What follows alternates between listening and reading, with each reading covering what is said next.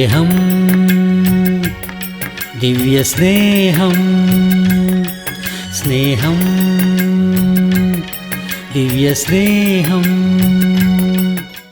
ദൈവം നിന്നോട് കൂടെയുണ്ടെന്ന് ഗിദെയോനോട് പറഞ്ഞപ്പോൾ ഗിദെയോൻ അവനോട്, അയ്യോ യജമാനനെ, യഹോവ നമ്മോട് കൂടെയുണ്ട് എങ്കിൽ നമുക്ക് ഇതൊക്കെ എന്തുകൊണ്ട് ഭവിക്കുന്നു? പിന്നെ വെറുതെ പറയുകയല്ലേ, ദൈവം ഞങ്ങളോട് കൂടെയുണ്ടെങ്കിൽ ഞങ്ങൾ എന്തിനാണ് പിന്നെ അടിമകളായിട്ട് ജീവിക്കുന്നത്? ഞങ്ങൾ എന്തുകൊണ്ട് ഇങ്ങനെ കഷ്ടത അനുഭവിക്കുന്നു? എന്തുകൊണ്ട് ഞങ്ങൾ ഇങ്ങനെ ഭയപ്പെട്ട് ജീവിക്കുന്നു? എന്തുകൊണ്ട് ഞങ്ങൾ ഇത്രമാത്രം കഷ്ടത അനുഭവിക്കുന്നു? കഴിക്കാനുള്ള ഭക്ഷണം പോലും ഇല്ലാതെ ഞങ്ങൾ എന്തുകൊണ്ട് ഇത്രമാത്രം ബുദ്ധിമുട്ടുന്നു? ഇത്ര ഹീനമായ പരിസ്ഥിതി ഞങ്ങൾ എന്തുകൊണ്ടാണ് ജീവിക്കേണ്ടി വന്നിരിക്കുന്നത്? ദൈവം ഞങ്ങൾക്ക് എവിടെയാണ് കൂടെയുള്ളത്? പണ്ട് കാലങ്ങളിൽ നമ്മുടെ പൂർവ്വ പിതാക്കന്മാർ അവർക്ക് എന്തെങ്കിലും കഷ്ടത വരികയാണെന്ന് വെച്ചു, അവരുടെ വായിൽ നിന്ന് ആദ്യം വരുന്ന കാര്യം എന്താണെന്നറിയാമോ? ദൈവമേ, ഇതിനൊക്കെ പാവം ഞാൻ എന്തു ചെയ്തോ എന്നാണ് പറയുന്നത്. എന്നാൽ ഇപ്പോൾ എന്താണ് നമ്മളൊക്കെ പറഞ്ഞുകൊണ്ടിരിക്കുന്നത്? അവനെനിക്കെതിരെ എന്തെങ്കിലും കൂടോത്രം ചെയ്തു കാണും, എനിക്കെതിരെ എന്തെങ്കിലും മന്ത്രപ്പണി ചെയ്തു കാണും. നീ ചെയ്ത പാപം കൊണ്ടല്ലെന്നാണ്, വേറെ ആരോ നിനക്കെന്തോ ചെയ്തിരിക്കുകയാണെന്ന്. എന്നാൽ യഥാർത്ഥമായ സംഗതി എന്താണ്? എപ്പോഴെങ്കിലും നമുക്കൊരു കഷ്ടത വരുമ്പോൾ, ഒരു നഷ്ടം സംഭവിക്കുന്ന സമയത്ത് നാം എന്താണ് ഞാൻ പാപം ചെയ്തിരിക്കുന്നത്, എന്തു തെറ്റാണ് ഞാൻ ചെയ്തിരിക്കുന്നത്, എന്തുകൊണ്ടാണ് എൻ്റെ കൂടെ ഉണ്ടായിരുന്ന ദൈവം എന്നെ വിട്ടുപിരിഞ്ഞിരിക്കുന്നത്? ദൈവം എപ്പോഴും നിന്നെ ഒരുപാട് സ്നേഹിക്കുന്നവനാണ്, എന്നാൽ നിന്റെ പാപത്തെ അവൻ സ്നേഹിക്കില്ല. നീ എന്ന് വെച്ചാൽ അവന് ജീവനാണ്, മരിക്കാൻ പോലും അവൻ നമുക്ക് വേണ്ടി പ്രാണൻ തന്ന ദൈവമാണ്. എന്നാൽ നിന്റെ പാപത്തെ മാത്രം അവൻ സ്നേഹിക്കുകയില്ല. കർത്താവേ എന്നെ അനുഗ്രഹിക്കണം, കയ്യിൽ സിഗരറ്റൊക്കെ പിടിച്ചിട്ട് ദൈവമേ എന്നെ അനുഗ്രഹിക്കണം, ദൈവമേ എന്നെ അനുഗ്രഹിക്കണം എന്ന് പറഞ്ഞാൽ നിന്റെ സിഗരറ്റിനെയും കൂടെ ദൈവം അനുഗ്രഹിക്കണമെന്നാണ് പറയുന്നത്. അങ്ങനെയാണെങ്കിൽ പിന്നെ നിനക്ക് എപ്പോഴും സിഗരറ്റ് വലിക്കാനേ സമയം കാണുകയുള്ളൂ. അങ്ങനെ നീ പ്രാർത്ഥിക്കരുത്. ബ്രാൻഡിക്കുപ്പി അല്ലെങ്കിൽ ചാരായക്കുപ്പി കയ്യിൽ വെച്ചിട്ട് കർത്താവേ എന്നെ അനുഗ്രഹിക്കൂ, കർത്താവേ എന്നെ അനുഗ്രഹിക്കുന്നു പറഞ്ഞ് എങ്ങനെയാണ് ദൈവം നിന്നെ അനുഗ്രഹിക്കുന്നത്? നിന്റെ കയ്യിൽ ദ്രോഹമുണ്ടെങ്കിൽ അതിനെ അകറ്റുക. ഇയ്യോബിന്റെ പുസ്തകത്തിൽ നമുക്ക് ശ്രദ്ധിക്കാം. ഇയ്യോബിന്റെ പുസ്തകം 11-ാം അധ്യായം 14-ാം വാക്യം നമുക്ക് വായിക്കാം. ഇയ്യോബ് 11-ന്റെ-14 വാക്യം. ദ്രോഹം നിന്റെ കയ്യിൽ ഉണ്ട് എങ്കിൽ അതിനെ അകറ്റുക, നീതികേടു നിന്റെ കൂടാരങ്ങളിൽ പാർപ്പിക്കരുത്. അപ്പോൾ നീ കളങ്കം കൂടാതെ മുഖം ഉയർത്തും, നീ ഉറച്ചു നിൽക്കും, ഭയപ്പെടുകയുമില്ല. അതേ കഷ്ടത നീ മറന്നുപോകും. ഇത് എപ്പോഴാണെന്നാണ് പറയുന്നത്? ദ്രോഹം നിന്റെ പക്കൽ ഉണ്ടെങ്കിൽ നീ അത് മനസ്സിലാക്കി അതിനെ അകറ്റിക്കളയുകയാണെങ്കിൽ, നിന്റെ കൂടാരത്തിലുള്ള നിന്റെ വീട്ടിലുള്ള പാപത്തെ മാറ്റിക്കളയുകയാണെങ്കിൽ നിന്റെ ശാപങ്ങൾ അഴിഞ്ഞു പോകാനിടയാകും. നിന്റെ വീട്ടിലേക്ക് കർത്താവ് വരും, അവൻ നിന്നെ അനുഗ്രഹിക്കുവാനിടയാകും, അവൻ നിന്നോട് കൂടെയിരിക്കും. പാപം പിടിച്ചുകൊണ്ട് കർത്താവേ നീ എൻ്റെ കൂടെ ഇരിക്കണമെന്ന് പറഞ്ഞാൽ വിശുദ്ധനായ ദൈവം നമ്മോട് കൂടെ അപ്പോൾ ഇരിക്കില്ല. അവരിൽ ദ്രോഹമുള്ളത് കണ്ടിട്ട് അവരുടെ കയ്യിൽ പാപമുണ്ട് എന്നൊരു വചനം നമുക്ക് ബൈബിളിൽ കാണാം. ഞാൻ എന്നാൽ ചാരായക്കുപ്പിയെക്കുറിച്ചും സിഗരറ്റിനെ കുറിച്ചും 34 വർഷം മുമ്പ് അങ്ങനെയാണ് സംസാരിച്ചത്. എന്നാൽ ഇപ്പോൾ കയ്യിലാണ് പാപം ഇരിക്കുന്നത്. അതെന്താണെന്ന് ചോദിച്ചാൽ മോനെ, സെൽഫോണാണ്. കയ്യിൽ എന്താണുള്ളത്? ചിലരുടെ കയ്യിൽ എപ്പോഴും അതിരിക്കുന്നത് കാണാം. കയ്യിൽ സെൽഫോണുണ്ട്. സെൽഫോണിൽ എന്തുണ്ട്? ആ ദിവസം ഈ വൃക്ഷത്തിന്റെ ഫലം കഴിക്കലെന്ന് പറഞ്ഞു. നന്മ തിന്മകളെക്കുറിച്ച് തിരിച്ചറിയുന്ന വൃക്ഷം. സെൽഫോണിൽ നല്ലതുമുണ്ട്, ചീത്തയുമുണ്ട്. എന്നാൽ നീ എന്താണ് തിരയുന്നത്? നീ എന്താണ് കാണുന്നത്? നീ എന്താണ് കേൾക്കുന്നത്? രണ്ടും കാണുമെന്ന് പറഞ്ഞു ഒരു വ്യക്തി. വളരെ സൂക്ഷിക്കുക. എന്താണ്? കുറച്ച് നല്ലത് കാണും. അതായത് യൂട്യൂബിൽ രാവിലെ എഴുന്നേറ്റ് കുറച്ചു നേരം ദൈവവചനം കേൾക്കും. വചനമൊക്കെ അങ്ങനെ കേട്ടിട്ട് നിങ്ങൾ ശ്രദ്ധിക്കുന്നുണ്ടല്ലോ എല്ലാം. രാവിലെ 6 മുതൽ 7 മണി വരെ മന്ന പ്രോഗ്രാം കാണും. 7 മണി മുതൽ തുടർന്നുള്ള സമയത്ത് ആവശ്യമില്ലാത്ത കാര്യങ്ങൾ കാണുകയും കേൾക്കുകയും ചെയ്യും. അപ്പോൾ അവസാനം എന്തായി മാറിയിരിക്കുന്നു? കുറച്ച് നല്ല പാലും കുറച്ച് പിരിഞ്ഞു പോയതായ പാലും, രണ്ടും ഒരു ഗ്ലാസ്സിൽ ഒഴിച്ചിരിക്കുന്നു. ഇപ്പോൾ അത് നല്ല പാലാണോ അഴുക്ക് പാലാണോ? 1 ലിറ്റർ നല്ല പാലും 2 സ്പൂൺ പിരിഞ്ഞു പോയ പാലും. ഇപ്പോൾ ആ പാല് എന്തായിരിക്കുന്നു? ഇത് വളരെ അപകടകരമാണ്. അതാണ് നമ്മൾ നല്ലതുണ്ടായിരിക്കുമ്പോൾ ചീത്തയ്ക്ക് അവസരം കൊടുക്കരുത്. ചീത്ത വരുമ്പോൾ നല്ലത് മുഴുവൻ എന്താണ് സംഭവിക്കുന്നത്? ചീത്തയായി പോകും. അതുകൊണ്ടാണ് നിങ്ങൾ തിന്നരുത്, അതുകൊണ്ടാണ് ആ പാപം ചെയ്യരുതെന്ന് ദൈവം പറഞ്ഞത്. നിങ്ങളുടെ സെൽഫോണിനെ നിങ്ങൾക്ക് കൺട്രോൾ ചെയ്യാൻ കഴിയുന്നില്ലെങ്കിൽ അതിനെ എടുത്ത് കളയുക. അയ്യോ എങ്ങനെയാണത് എന്ന് പറയരുത്. അല്ലെങ്കിൽ ഈ ഗൂഗിളും ഒന്നും ഇന്റർനെറ്റും ഒന്നും ഇനി കുറെ കാര്യങ്ങളുണ്ടല്ലോ, അതൊന്നും ഇല്ലാതെ കോൾ ചെയ്യാൻ മാത്രം പറ്റുന്ന ഫോൺ ഉപയോഗിക്കുക. ആരെങ്കിലും വഴക്കുണ്ടാക്കാൻ, ആരോടെങ്കിലുമൊക്കെ കഥകളൊക്കെ പറയാൻ, അതിലും കാര്യങ്ങൾ ചെയ്യുന്ന വിദ്വാൻമാർ ഉണ്ട്. അതിൽ കൂടെയും പാപം ചെയ്യുന്നതിന് വേണ്ടി പാപകരമായ സംസാരങ്ങൾ സംസാരിക്കുന്നതെല്ലാം അത് വേറൊരു തെറ്റാണ്. നിങ്ങളുടെ കയ്യിലിരിക്കുന്ന സെൽഫോണിന് വേണ്ടി നിങ്ങൾ ഇതുവരെ പ്രാർത്ഥിച്ചിട്ടുണ്ടോ? പറയൂ. നിങ്ങൾ എത്ര പേർ മൊബൈൽ ഫോൺ കൊണ്ടുവന്നിട്ടുണ്ട്? അതൊന്ന് കാണിക്കാമോ? എല്ലാവരും കാണിച്ചേ. ഞാനിപ്പോൾ പ്രാർത്ഥിക്കാം. എല്ലാവരും ഈ കാലത്ത് പുതിയ വീട് വെച്ചാൽ അതിനുവേണ്ടി പ്രാർത്ഥിക്കാറുണ്ട്. അതുപോലെ ഒരു ബൈക്ക് വാങ്ങിച്ചാൽ അതിനുവേണ്ടി പ്രാർത്ഥിക്കാറുണ്ട്. സെൽഫോൺ മേടിച്ചാൽ അതിനുവേണ്ടി മാത്രം ആരും പ്രാർത്ഥിക്കാറേയില്ല. ഇത് വളരെ അപകടകരമായ ബൈക്കാണ്. മോട്ടോർ ബൈക്ക് നമ്മൾ ഇടിക്കുകയാണെങ്കിൽ നമ്മുടെ കയ്യോ കാലോ ഒടിയും. എന്നാൽ ഇത് ഇടിക്കുകയാണെങ്കിൽ നമ്മുടെ തലച്ചോറ് പോകാനിടയാകും. കാണിച്ച എല്ലാവരും ഫോൺ എടുത്തേ. ഞാൻ പ്രാർത്ഥിക്കാം, നിങ്ങളും കൂടി പ്രാർത്ഥിക്കുക. മുകളിലുള്ളവരും കാണിച്ചേ. ശരി. എല്ലാവരും കൈകളിൽ ഫോൺ എടുത്തേ. കർത്താവേ, ഈ ഫോൺ കണ്ടുപിടിച്ച സമയത്ത് ഇത് മനുഷ്യന് ഉപയോഗപ്രദമായിരിക്കേണ്ടതിന്, പ്രധാനമായ ദൈവത്തിന്റെ സുവിശേഷവും വചനങ്ങളും ഞങ്ങൾ കേൾക്കുന്നതിന് വേണ്ടിയാണ്. നീയാണ് ഞങ്ങൾക്ക് ഈ അവസരം നൽകിയിരിക്കുന്നത്. എന്നാൽ ഇത് ദുഷ്ടന്റെ കയ്യിൽ ഉപയോഗിക്കപ്പെടാതെ, അശുദ്ധമായ കാര്യങ്ങൾക്ക് വേണ്ടി ഉപയോഗിക്കാതെ ഇതിനെ പൂർണ്ണമായും വിശുദ്ധീകരിക്കുമാറാകണം. നിന്റെ വചനങ്ങൾ മാത്രം കേൾക്കുന്നതിന് വേണ്ടിയായിട്ട്, കുടുംബത്തിന് ആവശ്യമായ കാര്യങ്ങൾ സംസാരിക്കുന്നതിന് വേണ്ടി, ഇതിലെ നല്ല കാര്യങ്ങൾ മാത്രം ഉപയോഗിച്ചുകൊണ്ട്, ആവശ്യമുള്ളത് മാത്രം ഉപയോഗിച്ചുകൊണ്ട് അനാവശ്യമായത് നോക്കാതിരിക്കുവാനുള്ള ആത്മനിയന്ത്രണം ഞങ്ങൾക്കെല്ലാവർക്കും നൽകണമെന്ന് യേശുക്രിസ്തുവിന്റെ നാമത്തിൽ അപേക്ഷിക്കുന്നു പിതാവേ. ആമേൻ. കയ്യിൽ ദ്രോഹമുണ്ടെന്ന് മനസ്സിലാക്കി അത് മാറ്റിക്കളയുകയാണ് എങ്കിൽ, രാത്രിയിൽ ഉറങ്ങാൻ പോകുന്നതിന് മുൻപ് നിങ്ങളുടെ സെൽഫോൺ ഓഫ് ചെയ്യുക. കുടുംബ പ്രാർത്ഥന ചെയ്യുന്ന സമയത്ത് നിങ്ങളുടെ സെൽഫോൺ എന്ത് ചെയ്യണം? യഥാർത്ഥത്തിൽ കുടുംബ പ്രാർത്ഥന എത്ര പേർക്കുണ്ട്? കൈ ഉയർത്താമോ? അതെല്ലാം ഞാൻ എന്തിനാണ് അറിയുന്നത്? വചനം പറഞ്ഞിട്ട് പോയാൽ പോരെ എന്നൊന്നും നിങ്ങൾ വിചാരിക്കണ്ട. അറിയണം, നിങ്ങളുടെ കാര്യങ്ങളെല്ലാം എനിക്കറിയണം. നിങ്ങളെക്കുറിച്ച് ദൈവത്തിന് ഞാൻ കണക്ക് ബോധിപ്പിക്കണം. കൈകൾ ഉയർത്തിക്ക്. കുടുംബ പ്രാർത്ഥന എത്ര പേർക്കുണ്ട്? ഇല്ലെങ്കിൽ ഇന്നു മുതൽ കുടുംബ പ്രാർത്ഥന തുടങ്ങണം. ആരും വരില്ലെന്ന് പറയരുത്. എൻ്റെ ഭർത്താവ് വരില്ലെന്ന് നീ പറയരുത്. അവൻ വരില്ലെങ്കിൽ നീ അവിടെ ഇരിക്കുക. നീ ഇരുന്നാൽ മതി. ദൈവം അയാളെ കൂട്ടിക്കൊണ്ടു വന്നോളും. നിന്റെ മൂത്ത മകൻ വന്നില്ലെങ്കിൽ നീ ഇളയ മകനുമായിട്ടിരുന്ന് പ്രാർത്ഥിക്കുക. ഇളയ മകളോടൊപ്പം ഇരിക്കുക.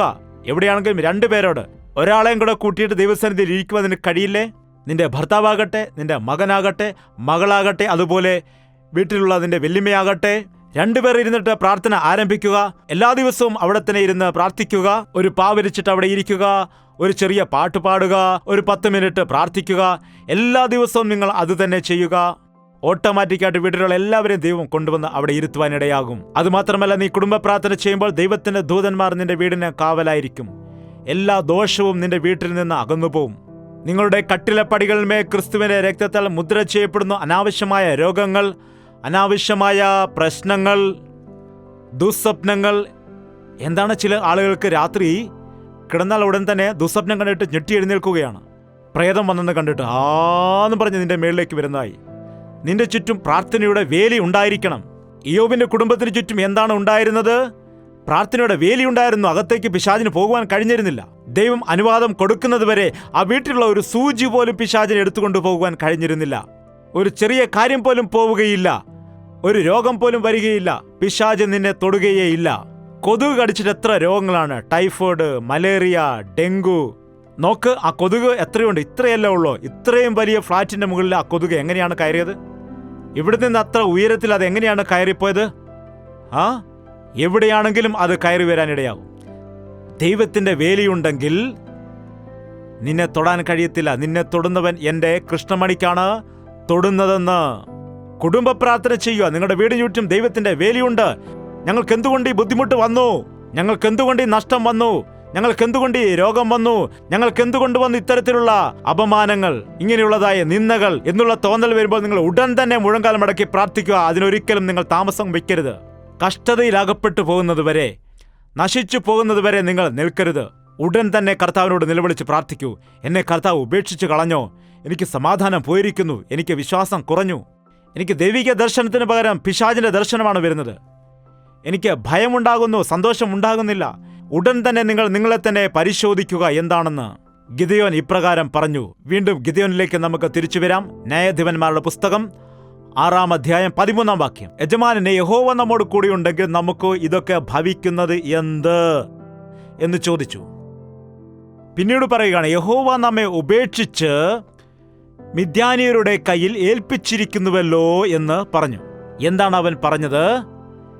ഞങ്ങളെ ദൈവം ഉപേക്ഷിച്ചു കളഞ്ഞിരിക്കുന്നു, ഞങ്ങളെ മിദ്യാന്റെ കയ്യിലേക്ക് ഏൽപ്പിച്ചിരിക്കുന്നു. എന്നാൽ ദൈവം ഉപേക്ഷിച്ചതല്ല, ഇവർ തന്നെയാണ് ദൈവത്തെ ഉപേക്ഷിച്ചു കളഞ്ഞത്. ദൈവം നമ്മുടെ കൂടെ ഉണ്ടായിരിക്കുന്നു എങ്കിൽ നിനക്ക് വിരോധമായി ഉണ്ടാക്കുന്ന ഏത് ആയുധവും ഫലിക്കുകയില്ല. നിന്നിൽ ഉള്ളവൻ ലോകത്തിൽ ഉള്ളവനേക്കാൾ വലിയവനാകൊണ്ട് അവർക്കൊന്നും ചെയ്യാൻ കഴിയുകയില്ല.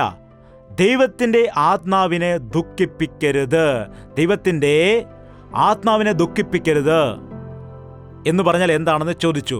പരിശുദ്ധാത്മാവ് എപ്പോഴും നമ്മുടെ തെറ്റുകളെ നമുക്ക് ബോധിപ്പിച്ചു തരും. നീതിയെക്കുറിച്ചും ന്യായത്തെക്കുറിച്ചും ദൈവത്തിൻ്റെ പ്രവൃത്തിയെക്കുറിച്ചും നമുക്ക് ബോധിപ്പിച്ചു തരും. നീ ചെയ്യുന്ന കാര്യങ്ങൾ തെറ്റ് തെറ്റ് തെറ്റ് എന്ന് പരിശുദ്ധാത്മാവ് ബോധിപ്പിച്ചു തരുമ്പോൾ നീ ദൈവത്തിൻ്റെ വാക്കിന്, പരിശുദ്ധാത്മാവിന് കീഴ്പ്പെടാതെ നിനക്കിഷ്ടമുള്ളതുപോലെ നീ ചെയ്യുന്ന സമയത്ത് അവൻ ദുഃഖിക്കാനിടയാകും. അവൻ പറയും, നീ വീണുപോകും വീണുപോകും വീണുപോകും എന്ന് പറയുമ്പോൾ നീ അത് കേൾക്കാതെ ഓടിപ്പോവുക തന്നെയാണെങ്കിൽ എന്തു പറ്റും? വീണുപോകാനിടയാകും, നീ വീണുപോകും. അപ്പോൾ പരിശുദ്ധാത്മാവ് പറയും, ഞാൻ പറഞ്ഞിട്ടും അവൻ കേട്ടില്ല എന്ന് പറഞ്ഞ് ദുഃഖിക്കും. ആത്മാവിനെ കെടുത്തിക്കളയരുത് എന്ന് വചനം പറയുന്നു. ദൈവത്തിൻ്റെ ആത്മാവ് ദൈവം വച്ചിരിക്കുന്ന പ്രകാശമാണ്. ദുഷ്ടന്മാരുടെ വിളക്കോ കെട്ടുപോകും എന്ന് ദൈവത്തിൻ്റെ വചനം നമ്മെ പഠിപ്പിക്കുന്നു. പാപത്തിൽ ജീവിക്കുന്നവർക്ക് ഒന്നും പറഞ്ഞാൽ മനസ്സിലാവുകയില്ല. അവർ പ്രാർത്ഥിക്കുകയില്ല, സഭയിൽ വരില്ല, പാപത്തിലേക്ക് മുങ്ങിപ്പോവുകയാണ്, മദ്യപാനത്തിൽ കൂടിക്കൊണ്ടേയിരിക്കുന്നു, വീണ്ടും പാപം ചെയ്തുകൊണ്ടേയിരിക്കുന്നു, മദ്യപാനത്തിന് അടിമയായിരിക്കുന്നു. എങ്ങനെ തൃപ്തി പ്രാപിക്കാമെന്ന് വിചാരിച്ച് വീണ്ടും പാപത്തിലേക്ക് ഇറങ്ങിപ്പോകുന്നു. അവൻ ഞങ്ങളെ ഉപേക്ഷിച്ചു കളഞ്ഞു എന്ന് ഗിദെയോൻ പറഞ്ഞപ്പോൾ യഹോവ ഇപ്രകാരം, അപ്പോൾ യഹോവ അവനെ നോക്കി, നിന്റെ ഈ ബലത്തോടെ പോക, നീ ഇസ്രായേലിനെ മിദ്യാന്യരുടെ കയ്യിൽ നിന്ന് രക്ഷിക്കും, ഞാനല്ലയോ നിന്നെ അയക്കുന്നത് എന്ന് പറഞ്ഞു. ഞാൻ തന്നെയാണ്, നീ ഈ ബലത്തോടെ പോകുക. എങ്ങനെയാണ് നാം ബലപ്പെടുന്നത്? ഇങ്ങനെ ഇരിക്കുകയാണെങ്കിൽ പെട്ടെന്ന് ബലപ്പെടാനിടയാവും. എല്ലാവരും ബലപ്പെടൂ, നട്ടല് നിവർത്തു എന്ന് എപ്പോഴും പറയാനിടയാവും. എപ്പോഴും ഇങ്ങനെ കുനിഞ്ഞിരിക്കുകയാണെങ്കിൽ ആ നട്ടൽ ഇങ്ങനെ വളഞ്ഞു പോയിട്ട് അവസാനം നമുക്ക് നേരെ നിൽക്കാൻ കഴിയില്ല. അതുകൊണ്ട് നേരെ നിൽക്കുക. ദൈവം നമ്മെ അങ്ങനെയാണ് സൃഷ്ടിച്ചത്. അല്ലാതെ നാം ഇങ്ങനെ വളഞ്ഞു കുത്തി ഇങ്ങനെ വയ്യോന്നും പറഞ്ഞാൽ നിൽക്കണ്ടേ. നമ്മൾ നേരെ നിൽക്കേണ്ടതാണ്, നേരെ നിൽക്കണം. ഇങ്ങനെ നിൽക്കുമ്പോൾ നമുക്ക് നല്ലവണ്ണം ശ്വാസോച്ഛ്വാസം എടുക്കാൻ കഴിയും. ലങ്സിൽ ഇൻഫെക്ഷൻ വരില്ല. നിന്റെ നട്ടലുകളെല്ലാം നേരെ നിൽക്കുകയാണെങ്കിൽ നിനക്ക് ഒരു പ്രശ്നവും ഉണ്ടാവുകയില്ല.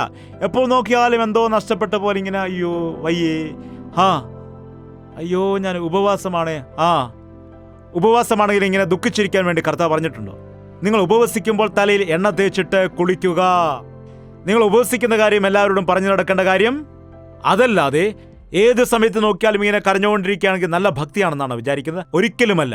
നിങ്ങൾ കരയൂ, വീണ്ടും പറയുകയാണ്, നിങ്ങൾ കരയൂ എന്നാണോ? നിങ്ങൾ സന്തോഷിപ്പിൻ, കർത്താവിൽ സന്തോഷിപ്പിൻ. നിങ്ങൾ കർത്താവിൽ സന്തോഷിപ്പിൻ. എപ്പോഴും കരയാനാണ് പറഞ്ഞത്. എപ്പോഴും നാം സന്തോഷമായിട്ടിരിക്കുന്നതാണ് ദൈവത്തിൻ്റെ ഹിതം. എന്തുകൊണ്ടാണ് നമുക്ക് എപ്പോഴും സന്തോഷിക്കാൻ കഴിയാത്തത്? ഉള്ളതിനെ ഓർത്തുകൊണ്ട് നിങ്ങൾ സന്തോഷിക്കുക, ഇല്ലാത്തതിനെ ഓർത്തുകൊണ്ട് നിങ്ങൾ ദുഃഖിക്കേണ്ട കാര്യമില്ല. ബലപ്പെടുക. നമ്മുടെ കർത്താവ് ഉണ്ട്, അവൻ നമ്മെ സഹായിക്കും. അവൻ്റെ വചനത്തിലൂടെ നാം ബലപ്പെടേണ്ടതാണ്. അവൻ്റെ വാഗ്ദത്തങ്ങൾ നമ്മെ ബലപ്പെടുത്തും. നാം അവനിലേക്ക് നോക്കിയാൽ നാം ബലപ്പെടാനിടയാകും. നാം നമ്മെ തന്നെ നോക്കിയാൽ ബലഹീനരായി പോകും. നാം പിശാചിനെ നോക്കിയാൽ ബലഹീനരായി പോകും. 6-7 അടി നീളമുള്ള ഒരുവൻ വന്നിട്ട് ഇവിടെ വെല്ലുവിളിക്കുകയാണ്, കിരീടം വെച്ചുകൊണ്ട്, വാള് പിടിച്ചുകൊണ്ട്. ആരെങ്കിലും ധൈര്യമുണ്ടെങ്കിൽ എന്നെ നേരിടുക, എന്നെ നേരിട്ട് ജയിക്കുകയാണെങ്കിൽ ഞങ്ങൾ നിങ്ങൾക്ക് അടിമകളായി പോകാം. അത് കേട്ടപ്പോൾ ശൗൽ രാജാവ് പോലും കൂടാരത്തിൽ നിന്ന് വെളിയിൽ ഇറങ്ങിയില്ല. ദാവീദിന്റെ സഹോദരന്മാർ ധൈര്യശാലികളാണ്, എന്നാൽ വെളിയിൽ ആരും വന്നില്ല. ദാവീദ് അവനെ കാണുവാനിടയായി. ദാവീദ് അവനെ കണ്ടിട്ട് പേടിച്ച് ഓടിപ്പോയെന്നാണ് ബൈബിളിലുള്ളത്. അവനെപ്പോഴും ചെറിയ പയ്യനാണ്, ടീനേജ് പ്രായമുള്ളവനാണ്. ആരുടെ ഇവൻ എൻ്റെ ദൈവത്തെ ദുഷിച്ചു പറയുന്നത്? എൻ്റെ ദൈവത്തിനെതിരെ നിൽക്കുവാൻ വേണ്ടി ഇവനാരടാ?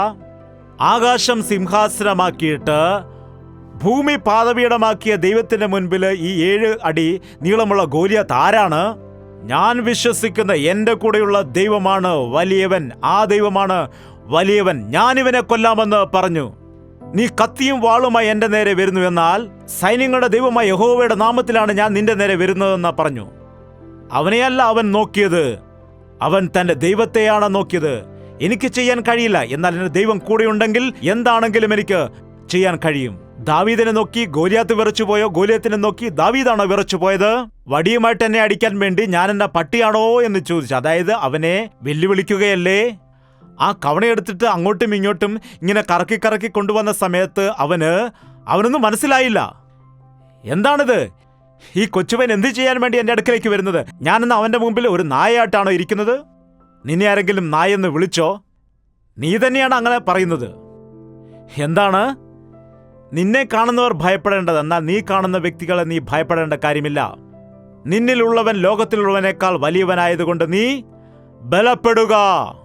അവന്റെ കൃപയിൽ ബലമുണ്ട്, അവന്റെ വചനത്തിൽ ബലമുണ്ട്, അവന്റെ സന്നിധിയിൽ ബലമുണ്ട്. ഒരു ക്രിസ്ത്യാനി മുഴങ്കാലിൽ ഇരിക്കുകയാണ് എങ്കിൽ അവൻ വലിയ ശക്തിയുള്ളവനാണെന്നാണ്. മുഴങ്കാലിലിരുന്ന് പ്രാർത്ഥിക്കുന്ന വ്യക്തിയെ പിശാചിന് തൊടുവാൻ കഴിയില്ല. നീ പാട്ട് പാടുകയാണെങ്കിൽ അവനും പാട്ട് പാടും. നീ ബൈബിൾ വായിച്ചാൽ അവൻ റെഫറൻസ് വേണേൽ പറഞ്ഞു തരും. എന്നാൽ നീ മുഴങ്കാൽ മടക്കി പ്രാർത്ഥിച്ചാൽ സാത്താൻ അവിടെ നിന്ന് ഓടിപ്പോകാനിടയാകും. അവൻ ഭയപ്പെട്ടു പോകാനിടയാകും. മുഴങ്കാലിൽ ഇരുന്ന് പ്രാർത്ഥിക്കുന്നതായ ദാനിയേൽ ദിവസം 3 പ്രാവശ്യം മുഴങ്കാലിരുന്ന് പ്രാർത്ഥിക്കുക. ദാനിയേലിനെ സിംഹത്തിന്റെ ഗുഹയിലിട്ടു. അവിടെ എന്താണ് സംഭവിച്ചത്? സിംഹം അവനെ തിന്നുവോ? സിംഹത്തിന്റെ വായ് അടഞ്ഞു പോകാനിടയായി.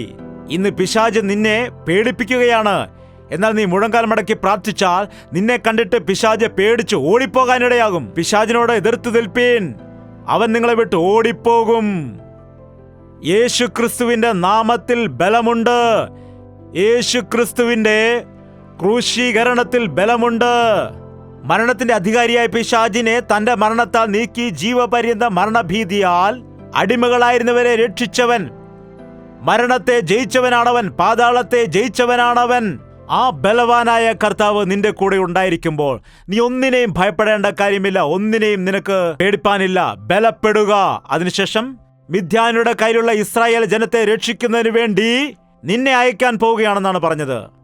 ഭീരുവായിരിക്കുന്ന ഭയമുള്ളവനോട് പറയുകയാണ്, നിന്നെ തന്നെയാണ് എനിക്ക് വേണ്ടത്, നിന്നെ തന്നെയാണ് ഞാൻ അയക്കാൻ പോകുന്നത്. അപ്പോൾ അവൻ എന്താണ് പറഞ്ഞത്? അയ്യോ കർത്താവേ, ഞാൻ ഇസ്രായേലിനെ എങ്ങനെ രക്ഷിക്കും? എന്റെ കുലം എളിയതാണ്, ഞാൻ ചെറിയവനാണ്, എന്റെ കുടുംബത്തിൽ ഞാൻ ഇളയവനാണ്, ഞാൻ ബലഹീനനാണ് എന്നൊക്കെ പറഞ്ഞ് അവൻ പറയുകയാണ്. നമുക്കുള്ളതായിരിക്കുന്നതായ കുറവുകളെല്ലാം നാം നിരത്തുവാൻ ഇടയാകും. എപ്പോൾ ദൈവം നമ്മളോട് എന്തെങ്കിലും ചെയ്യാൻ പറയുമ്പോൾ നമ്മുടെ ബലഹീനതകളെല്ലാം നാം വിളിച്ച് പറയുവാനിടയാകും. തീർച്ചയായും എല്ലാവർക്കും ചില ബലഹീനതകളൊക്കെ ഉണ്ടായിരിക്കാം. നിങ്ങളുടെ കുറവ് എന്താണെന്ന് നിങ്ങൾ ഇതുവരെ മനസ്സിലാക്കിയിട്ടുണ്ടോ? നിങ്ങളുടെ ഭർത്താവിനോട് ചോദിച്ചാൽ മതി, പറഞ്ഞു തരും. സത്യമാണ്, നിങ്ങളുടെ കുറവുകൾ ദൈവദാസന് അറിയില്ല. ദൈവദാസന് മുൻപിൽ നിങ്ങളെല്ലാവരും നല്ല ഭക്തരാണ്. നിങ്ങളുടെ സ്വഭാവം എന്താണെന്ന് അറിയണമെങ്കിൽ നിങ്ങളുടെ വീട്ടുകാരോട് ചോദിച്ചാൽ, നിങ്ങൾ വീട്ടിൽ ചെന്നതിന് ശേഷം നീ ഒറ്റയ്ക്കായിരിക്കുമ്പോൾ നീ എങ്ങനെയായിരിക്കുന്നു, ഓരോരോ സാഹചര്യത്തിൽ നീ എങ്ങനെയായിരിക്കുന്നു എന്നെല്ലാം നല്ലവണ്ണം. ഭർത്താവിൻ്റെ കാര്യം ഭാര്യയ്ക്കറിയാം, ഭാര്യയുടെ കാര്യം ഭർത്താവിനറിയാം, ഭർത്താവിൻ്റെ ഭാര്യയുടെ കാര്യം മക്കൾക്ക് അറിയാം, കുട്ടികൾക്ക് നന്നായി അറിയാം. ചോദിച്ചു മനസ്സിലാക്കുക നിങ്ങളുടെ കുറവ് എന്താണെന്ന്, നിങ്ങളുടെ ബലഹീനത എന്താണെന്ന് ചോദിക്കൂ. എന്നിട്ട് അത് ഏറ്റുപറഞ്ഞാൽ നിങ്ങളുടെ ബലഹീനതയെ അവൻ ബലമാക്കി മാറ്റും. എന്താണോ നിന്നെ കീഴ്പ്പെടുത്തുന്നത് അതിനെ നിനക്ക് കീഴ്പ്പെടുത്തുവാൻ തക്കവണ്ണം ദൈവം സഹായിക്കും. അത് കോപമാണോ? മോശയ്ക്ക് ഒരു ബലഹീനതയുണ്ടായിരുന്നു. എന്താണ് അവന്റെ ബലഹീനത എന്നറിയാമോ? മുൻകോപം, എടുത്തുചാട്ടം. 2 പേർ അടിയുണ്ടായപ്പോൾ അവന് വെറുതെ നിന്നാൽ പോരെ, അവിടെ ചെന്ന് ഒരുവനെ കൊന്നുകളഞ്ഞു, എന്നിട്ട് വേറൊരുത്തിനെ കൂടെ കൊന്നു. ആ വ്യക്തി ഇസ്രായേൽ മക്കളെ നടത്താൻ വേണ്ടി വന്നപ്പോൾ അങ്ങോട്ടും ഇങ്ങോട്ടും ഇവർ പറയുമ്പോൾ എത്ര പേരെയാണ് ഇവൻ കൊല്ലേണ്ടിയിരുന്നത്? എല്ലാ ദിവസവും കൊല്ലാൻ വേണ്ടിയ സമയം കാണുമായിരുന്നുള്ളൂ. എന്നാൽ 40 വർഷക്കാലം ദൈവം മരുഭൂമിയിൽ വെച്ച് അവനെ എങ്ങനെയാണ് മാറ്റിയത്? ആടുകളുടെ ഇടയനായി അവനെ വിശുദ്ധനാക്കി മാറ്റി. ആടുകൾ അങ്ങോട്ടും ഇങ്ങോട്ടും പോകുമ്പോൾ അതിനെ ശരിയായ വഴിയിലേക്ക് സൗമ്യതയോടെ നടത്തിച്ച് കൊണ്ടുവന്ന് അതിനെ പരിപാലിച്ചു നല്ല ഒരു സൗമ്യനായി മാറി. മുൻകോപിയായിരുന്നതായ മോശ ദൈവത്തിന്റെ കയ്യിൽ വന്നപ്പോൾ, ദൈവത്തിന്റെ കയ്യിൽ ഉപയോഗിക്കപ്പെട്ടപ്പോൾ ഏറ്റവും വലിയ കോപിയായിരുന്നതായ മോശ, എൻ്റെ ദാസനായ മോശയോ അവനാണ് ഡിഗ്രി എഴുതിയത്, നമ്മളല്ല. ഇപ്പോൾ നമ്മളാണ് ഡിഗ്രി എഴുതിയിരിക്കുന്നത്. നമ്മൾ വലിയവനാണെന്ന് നമ്മൾ പറയുന്നതല്ല, നമ്മൾ വലിയവനാണെന്ന് ദൈവമാണ് പറയേണ്ടത്. നിന്റെ ചെണ്ട നീയല്ല കൊട്ടേണ്ടത്. ഈ കാലത്ത് അവരവർ തന്നെ കൊട്ടി പറയുകയാണ്, ഞാൻ വലുതാണ്. നീ വലുതാണെങ്കിൽ ഞാനും വലുതാണ്. നിന്നേക്കാൾ വലിയ പഠിത്തം എനിക്കുണ്ട്. നീ ബിടെക്കാണെങ്കിൽ ഞാനും ബിടെക്കാണ്. ഒരു വീട്ടിൽ ഇത് പറഞ്ഞിട്ട് ഭാര്യയും ഭർത്താവും തമ്മിൽ വളരെ വഴക്കാണ്. എന്താണ്? രണ്ടുപേരും സമ്പാദിക്കുന്നുണ്ട്, രണ്ടുപേരും അങ്ങോട്ടും ഇങ്ങോട്ടും വഴക്ക് കൂടുന്നു, രണ്ടുപേരും പൊങ്ങച്ചം പറഞ്ഞുകൊണ്ടേ ഇരിക്കുകയാണ്. അതുകൊണ്ടാണ് ഈ കാലത്ത് കുടുംബജീവിതത്തിൽ സമാധാനമില്ലാത്തത്, വിവാഹമോചനങ്ങൾ നടക്കുന്നത്. അവർ കേസ് കൊടുക്കുകയാണ്. ഭാര്യയുടെ മേൽ ഭർത്താവ് കേസ് കൊടുക്കുന്നു. എത്ര ഭയങ്കരമാണ്! പരസ്പരം കേസുകൾ കൊടുക്കുന്നു. ഭർത്താവിന്റെ മേൽ കേസ് കൊടുക്കുന്നു, മാതാവിന്റെ മേൽ, പിതാവിന്റെ മേൽ, അവരുടെ അനുജത്തിമാരുടെ മേൽ കേസ് കൊടുക്കുന്നു. സ്ത്രീകൾക്കെതിരെ അന്യായം നടക്കുന്നത് പറഞ്ഞിട്ട് സർക്കാർ അവരെ സഹായിക്കുന്നുണ്ട്. എന്നാൽ അന്യായം ഉണ്ടാകുന്നവരല്ല, അന്യായം ചെയ്യുന്നവരാണ് അങ്ങോട്ടും ഇങ്ങോട്ടും കേസ് കൊടുത്ത് വഴക്കുണ്ടാക്കുന്നത്. നിന്റെ കുറവെന്താണെന്ന് നിനക്ക് മനസ്സിലായാൽ നിനക്ക് ഉടൻ തന്നെ വിടുതൽ ലഭിക്കും. നിന്റെ ബലഹീനത എന്താണെന്ന് പറയുകയാണെങ്കിൽ നിന്റെ ബലഹീനതയെ കർത്താവ് എങ്ങനെ മാറ്റും? ബലമായിട്ട് മാറ്റും. എനിക്ക് ഇത്രമാത്രം കുറവുകളുണ്ടെന്ന് പറഞ്ഞപ്പോൾ യഹോവ അവനോട് പറയുകയാണ്, ഞാൻ നിന്നോട് കൂടെയിരിക്കും. എനിക്ക് പണമില്ല കർത്താവേ, ഞാൻ നിന്റെ കൂടെയിരിക്കും. എനിക്ക് കഴിവില്ല കർത്താവേ, ഞാൻ നിന്റെ കൂടെയിരിക്കും. എൻ്റെ ഭർത്താവ് എനിക്ക് സമ്മതം നൽകുന്നില്ല, ഞാൻ നിന്നോട് കൂടെയിരിക്കും. എൻ്റെ മക്കൾ അനുസരിക്കുന്നില്ല, ഞാൻ നിന്നോട് കൂടെയിരിക്കും. നിനക്കുള്ള തടസ്സങ്ങളെല്ലാം തന്നെ നീ പറയൂ. നീ എല്ലാം പറയുകയാണെങ്കിൽ അവസാനം കർത്താവ് എന്താണ് പറയുന്നത് അറിയാമോ? ഞാൻ നിന്നോട് കൂടെയിരിക്കും. എനിക്ക് കഴിവില്ല കർത്താവേ, ഞാൻ നിന്നോട് കൂടെയിരിക്കും. ഞാൻ നിന്നോട് കൂടെയിരിക്കും. എന്താണ് പറയുന്നത്? ഞാൻ നിന്നോട് കൂടെയുണ്ട്. നിനക്ക് ഒന്നുമില്ല എങ്കിലും നീ എന്തിനാണ് ഭയപ്പെടുന്നത്? നിനക്ക് ഒരുപാട് ആവശ്യമുണ്ടെങ്കിൽ നീ എന്തിനു പേടിക്കണം? നിനക്ക് ഒരുപാട് തടസ്സങ്ങളുണ്ടെങ്കിൽ നീ എന്തിനു പേടിക്കണം? നീ ഏത് അവസ്ഥയിലാണെങ്കിലും എനിക്കത് പ്രശ്നമില്ല. ഞാൻ നിന്റെ കൂടെ ഉണ്ടല്ലോ. നിന്റെ എല്ലാ മൈനസുകൾക്ക് പകരമായി പ്ലസ് ആയിരിക്കുന്ന ഞാൻ ഒരുവൻ മതി. നിനക്ക് എത്രമാത്രം സീറോകളുണ്ട്? പണം 0, ആരോഗ്യം 0, കഴിവ് 0, ആരുടെ സഹായം 0, ഒന്നും ഇല്ല. എന്താണ്? എല്ലാം സീറോകളാണ്. ചിലർ വായ തുറന്നാൽ മതി, അപ്പോൾ തന്നെ തുടങ്ങും. ഒരു വീടില്ല, കുഞ്ഞുങ്ങളില്ലെന്നേ, ഭർത്താവ് സമ്മതിക്കുന്നില്ല, ഭർത്താവിന് മാറ്റമില്ല, കഷ്ടതയാണ്, ബുദ്ധിമുട്ടാണ്, കടമാണ്. ഇതെല്ലാം ഓർമ്മ വരുന്നുണ്ട്. നമുക്കില്ലാത്തതെല്ലാം നമുക്ക് ഓർമ്മ വരുന്നുണ്ട്. എന്നാൽ ഇതെല്ലാത്തിനും പകരമായിട്ട് ഒരുവൻ മതി. ഒരു പൂജ്യത്തിൻ്റെ വില എത്രയാണ്? 2 പൂജ്യത്തിന് 2 പൂജ്യത്തിന് 3 പൂജ്യം, 4 പൂജ്യം, 5 പൂജ്യം, 1000 പൂജ്യത്തിന് 1000 പൂജ്യം ഇട്ടാൽ അത് 1000 പൂജ്യം തന്നെയാണ്. ആ പൂജ്യത്തിന്റെ ഇപ്പുറത്ത് ഒന്നിട്ടാൽ എത്ര വിലയുണ്ടായി? നിങ്ങളുടെ ജീവിതത്തിൽ എത്ര പൂജ്യമുണ്ടെങ്കിലും വലിയവനായ ദൈവമായ ഒന്ന് നിങ്ങളുടെ അടുക്കിലേക്ക് വരുമ്പോൾ നിങ്ങൾക്ക് വിലയേറുകയാണ്. നിങ്ങൾക്ക് കഴിവില്ലാത്തതെല്ലാം ചെയ്യുവാൻ കഴിയും. നിങ്ങളുടെ കുറവുകളെല്ലാം അവൻ നികത്താനിടയാകും. നിങ്ങളെ ഒരു കുറവുമില്ലാത്തവരാക്കി മാറ്റും. അതാണ് കർത്താവ് നിങ്ങൾക്ക് ചെയ്ത നന്മ. ഞാൻ നിന്റെ കൂടെ ഉണ്ടായിരിക്കും. ഒരു വ്യക്തിയെ കൊന്നു കളയുന്നത് പോലെ മിദ്യാനെ ഞാൻ നിന്റെ കൂടെ ഇരുന്ന് ജയം നൽകി തരും. നിങ്ങളെ കഷ്ടസ്ഥിതിയിലേക്ക് കൊണ്ടുവന്ന മിദ്യാനെ ഒരു മനുഷ്യനെ തോൽപ്പിക്കുന്ന പോലെ നിന്നിലൂടെ അവരെ തോൽപ്പിക്കാനുള്ള ശക്തി ഞാൻ നൽകുമെന്ന് പറഞ്ഞു. 7 സംവത്സരം കൊണ്ട് ആരുടെ അടിമകളായിട്ടാണ് ജീവിക്കുന്നത്? 30 വർഷമായിട്ട് അവൻ കിടക്കുകയായിരുന്നു. എന്താണ്? 18 വർഷമായി നടക്കുവാൻ കഴിവില്ലാത്തവൻ, 12 വർഷം കൊണ്ട് രക്തസ്രാവമുള്ളവളായവൾ, ഒരുപാട് വൈദ്യന്മാരെ കാണിച്ചിട്ടും കുറഞ്ഞില്ല. കർത്താവിന്റെ വസ്ത്രത്തിൽ തൊട്ട ഒറ്റ നിമിഷത്തിൽ അവളുടെ രോഗം ഭേദമായി, അവളുടെ രക്തസ്രാവം നിന്നുപോയി. എഴുന്നേറ്റ് നടക്കുവാൻ പറഞ്ഞ സമയത്ത് 38 വർഷമായി നടക്കുവാൻ കഴിയാതെ കിടന്നവന് സുഖമായിരിക്കുമെന്നാണോ പറയുന്നത്? അവന് ബെഡ് സോർ വന്നു കഴിഞ്ഞിരുന്നിരിക്കും. എന്നാൽ ഒറ്റ വാക്കുകൊണ്ട് അവൻ എഴുന്നേറ്റ് നടന്നു. 18 വർഷങ്ങളായിട്ട് കൂനിയായി പോയിരുന്ന സ്ത്രീ, അവൾ കൈവച്ച ഉടൻ തന്നെ അവൾ നിവർന്നു നിൽക്കാനിടയായി. എത്രയോ വർഷങ്ങളായിട്ട് നീ പാപങ്ങൾക്ക് അടിമയായി ജീവിക്കുന്നുവോ? അത് മദ്യപാനമാകട്ടെ, സിഗരറ്റ് വലിയാകട്ടെ, ദുശീലം ഏതുമാകട്ടെ, നിന്റെ ശരീരത്തിലുള്ള രോഗമാകട്ടെ, നിനക്കുള്ള ബലഹീനതയാകട്ടെ, ഒരു തവണ കർത്താവ് തൊട്ടാൽ മതി. ഒറ്റ തവണ നീ കർത്താവിൽ വിശ്വാസം അർപ്പിച്ചാൽ മാത്രം മതി. അവൻ നിന്റെ കൂടെ ഉണ്ടായിരിക്കുന്ന നിമിഷത്തിൽ നിന്റെ ബലഹീനതയെല്ലാം ബലമായി മാറും. ഞാൻ നിന്റെ കൂടെ ഉണ്ടായിരിക്കും. നീ മിദ്യാനെ ഒറ്റ മനുഷ്യനെ പോലെ തോൽപ്പിക്കും എന്ന് അവൻ കൽപ്പിച്ചു. അങ്ങനെ തന്നെ ഗിദെയോൻ മിദ്യാനെ സംഹരിക്കുവാനിടയായി, തോൽപ്പിച്ചു. ഇസ്രായേൽ മക്കളെ വിടുവിക്കുവാൻ നാം ആരെ അനുസരിക്കണം? നാം വില കൊടുത്ത് വാങ്ങപ്പെട്ടവരായിരിക്കാൽ നാം ദൈവത്തിന്റെ മക്കളാണ്. അതുകൊണ്ട് നാം എപ്പോഴും ദൈവത്തെയാണ് അനുസരിക്കേണ്ടത്. മനുഷ്യർക്ക് ദാസന്മാർ നാം ആകരുത്. മനുഷ്യന്റെ കാല് പിടിച്ചുകൊണ്ട് എത്ര കാലം നമുക്ക് ജീവിക്കാൻ കഴിയും? മനുഷ്യരിൽ ആശ്രയിച്ചുകൊണ്ട് എത്ര കാലം നമുക്ക് ജീവിക്കാൻ കഴിയും? മനുഷ്യരിൽ വിശ്വസിച്ച് ആശ്രയിച്ചു പോയാൽ നിനക്ക് എത്ര കാലം മുൻപോട്ട് പോകാൻ കഴിയും? യഹോവയിൽ ആശ്രയിക്കുന്നവർക്ക് ഒരു കുറവും ഉണ്ടാകില്ല. ഇന്നു മുതൽ തന്നെ നിങ്ങൾ ശീലിക്കൂ. നിങ്ങൾക്ക് ചെറിയൊരു പ്രശ്നം ഉണ്ടായാൽ ഉടൻ തന്നെ നിന്റെ കാൽ കല്ലിനോട് തട്ടാതെ വണ്ണം സൂക്ഷിക്കാമെന്നാണ് കർത്താവ് പറഞ്ഞത്. ഇനിയും നിങ്ങൾ ഇങ്ങനെ പ്രാർത്ഥിക്കണം: നിന്റെ സാന്നിധ്യം എന്നോട് കൂടെ പോരുന്നില്ലെങ്കിൽ എന്നെ നീ അയക്കരുതേ. എല്ലാവർക്കും എഴുന്നേറ്റ് നിൽക്കാം, നമുക്ക് പ്രാർത്ഥിക്കാം. ഒരു തവണ നിങ്ങളെക്കുറിച്ചൊന്ന് പരിശോധിക്കൂ. എന്താണ് നിങ്ങളെ വിഷമിപ്പിക്കുന്നത്, വേദനിപ്പിക്കുന്നത്? എന്തിനാണ് നിങ്ങൾ ആകുലപ്പെടുന്നത്? നിങ്ങളുടെ കുറവെന്താണ്? പ്രശ്നമെന്താണ്? നിങ്ങളുടെ രോഗം എന്താണ്? നിങ്ങളുടെ കഷ്ടത എന്താണ്? എന്തിനാണ് നീ വിഷമിക്കുന്നത്? എന്തിനാണ് നീ കഷ്ടത അനുഭവിക്കുന്നത്? ഒരു തവണ പരിശോധിച്ച് നോക്കിയിട്ട് വ്യക്തമായി കർത്താവിനോട് പറയുക. എന്നോട് വിളിച്ചപേക്ഷിക്കുക, ഞാൻ നിനക്ക് ഉത്തരമല്ലാമെന്ന് പറഞ്ഞ കർത്താവ് ഈ ദിവസം നീ പ്രാർത്ഥിക്കുകയാണെങ്കിൽ നിനക്ക് മറുപടി നൽകും. പരിശുദ്ധനായ ദൈവമേ, എന്നെ സഹായിക്കണമേ, എൻ്റെ കൂടെ ഉണ്ടായിരിക്കണമേ. ഞാൻ ഭീരുവായി മാറിയിരിക്കുകയാണ്, ഞാൻ കഴിവില്ലാത്തവനായി ആയിരിക്കുന്നു. വേദനയും ഭയവും ഒരു ഗതിയുമില്ലാത്ത അവസ്ഥയിലായിരിക്കുകയാണ്. എൻ്റെ മനസ്സിൽ ഒരുപാട് നിരാശയുണ്ട്. കടഭാരങ്ങൾ, വിഷമങ്ങൾ, കഷ്ടത, സമാധാനം ഇല്ലാത്തതായ അവസ്ഥ, സന്തോഷം ഇല്ലാത്തതായ അവസ്ഥ. എൻ്റെ മക്കളുടെ ജീവിതത്തിൽ വിജയം ഇല്ല. എൻ്റെ കുടുംബം ഛിന്ന ഭിന്നമായി പോയി. ഞങ്ങൾക്ക് കുടുംബ പ്രാർത്ഥന ഇല്ല ദൈവമേ. ഈ ദിവസം മുതൽ ഞങ്ങളെ ഒന്ന് ദർശിക്കണമേ. നിന്റെ കരുത്താൽ ബലപ്പെടുത്തി ഞങ്ങളെ നടത്തണമേ. നിന്റെ ജീവിതത്തിൽ ദൈവത്തിന് ഇഷ്ടമില്ലാത്ത കാര്യമുണ്ടെങ്കിൽ അത് ഉപേക്ഷിക്കുക. ദൈവത്തിന് ഹിതമില്ലാത്ത കാര്യങ്ങളെക്കുറിച്ച് പശ്ചാത്തപിക്കുക.